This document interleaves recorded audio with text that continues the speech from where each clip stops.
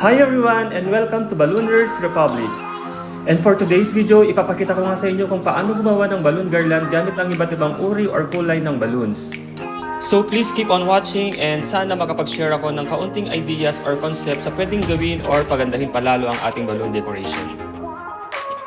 Right after makapagpalobo ng balloon gamit ang electric air balloon pump, pinagsama-sama ko na nga ang mga magkakaparehong kulay para makabuo ng isang cluster na may tigsa 10 balloons. Ikabit nga ang mga lobo sa balloon stand, paikutin ang isa't isa para magkaroon ng seal or lock. Para sa ganung paraan ay hindi mabilis na maalis ang lobo sa kanyang kinalalagyan. Ulit-ulitin lang ang parehang proseso hanggang mapuno ng lobo ang balloon stand.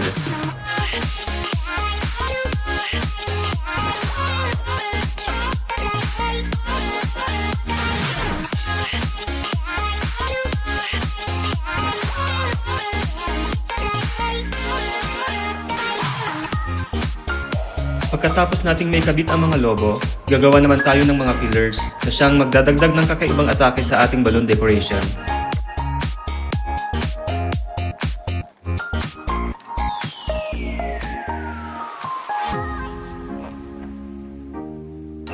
Pagsama-samahin ang mga magkakaparehong kulay na nabuo nating filler gamit ang mahabang balloon o tinatawag na 260 balloon or modeling balloon.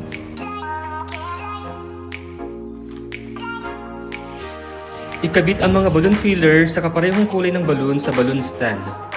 Ulit-ulitin lang ang parehong proseso hanggang maubos ang ating balloon filler.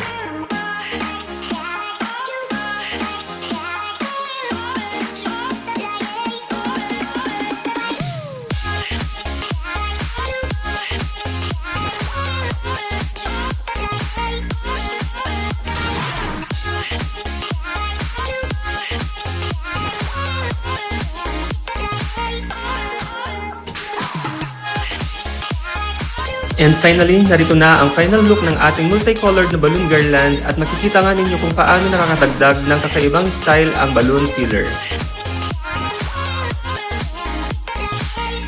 Pwede ngang gamitin ang balloon garland na ito sa kahit anong special occasion like birthday, wedding proposal, sports event, or kahit sa bagong venture or grand opening ng bagong tayong business para sa ribbon cutting.